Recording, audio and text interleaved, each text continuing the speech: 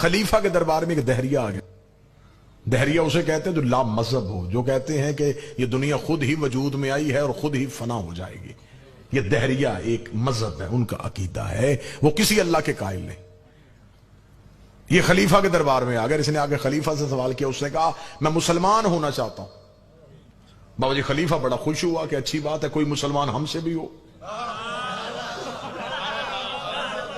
اور یہ خود ہی چل کے دربار میں آ گیا ہے، کوئی تلوار بھی نہیں اٹھانی پڑی. انہوں نے کہا ہاں جلدی کر کلمہ پڑھوائیں. اس نے کہا کلمہ بعد میں پڑھوانا، پہلے سوال کا جواب دو. اب حاکم پھر پریشان ہو گیا کہ سوال کا جواب. اس کا دہریہ ہے، کون سا سوال مشکل پوچھے گا؟ ہاں بھائی سوال کر کے آئے. اس کا تمہارے قرآن میں آیت ہے ان اللہ علی کل شیء قدیر، بے شک تمہارا اللہ ہر شے پہ قادر ہے. انہوں نے کہا بے شک یہ آیت ہے. اس نے کہا پھر سوچ لو یہ آیت ہے. انہوں نے کہا ہے. تمہارا یقین ہے کہ یہ ایسا ہو سکتا ہے؟ انہوں نے کہا بالکل یقین ہے، ہمارا اللہ جو چاہے وہ کر سکتا ہے. اس نے کہا اب میرا سوال سنو، کیا تمہارا اللہ کوئی اور اللہ بھی بنا سکتا ہے؟ نہ اب سر نہ ہلاؤ یار، زبان سے زحمت کرو. اب میرے سوال کا جواب دو، کیا تمہارا اللہ کوئی اور اللہ بنا سکتا ہے؟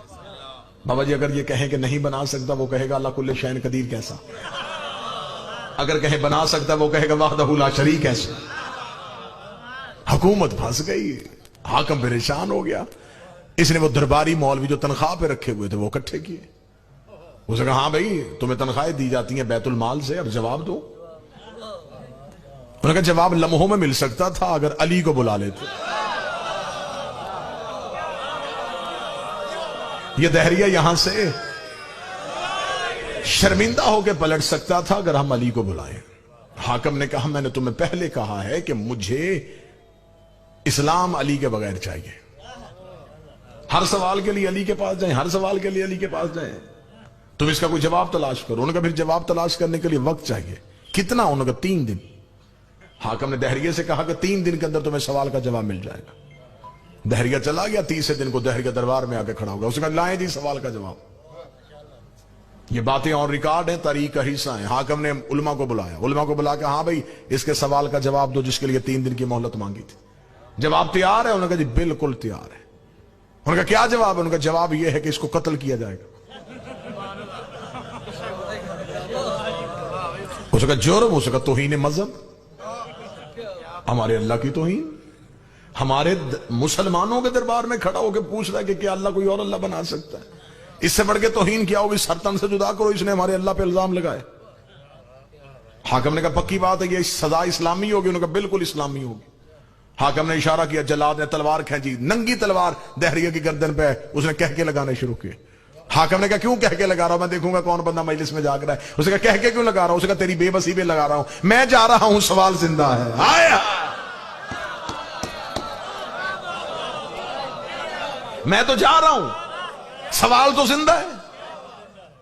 اگر تیرے اندر طاقت ہوتی سوال کو مارتا. اس کا تیری بے بسی پہ مجھے ہنسی آ رہی ہے، ابھی تو میری گردن کاٹے گا، میری لاش دربار سے باہر پھینکے گا، لوگ پوچھیں گے کیوں مارا؟ تو وجہ بتائے گا. وہ وجہ ایک سے دوسرے کے تیسرے کان میں جائے گی. یہ وجہ اتنی پھیل جائے گی کہ میرا سوال ایک دن مذہب بن جائے گا. میں اس مذہب کا بانی ہو جاؤں گا.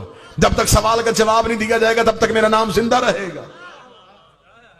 حاکم نے کہا فوراً جلا سے تلوار اٹھاؤ.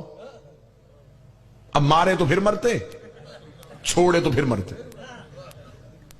واللہ با خدا مجھے ممبر کے تقدس قسم دونوں طرف سرکار باب الہوا اس کا علم ہے. یہ باتیں ہسٹری کا حصہ ہیں.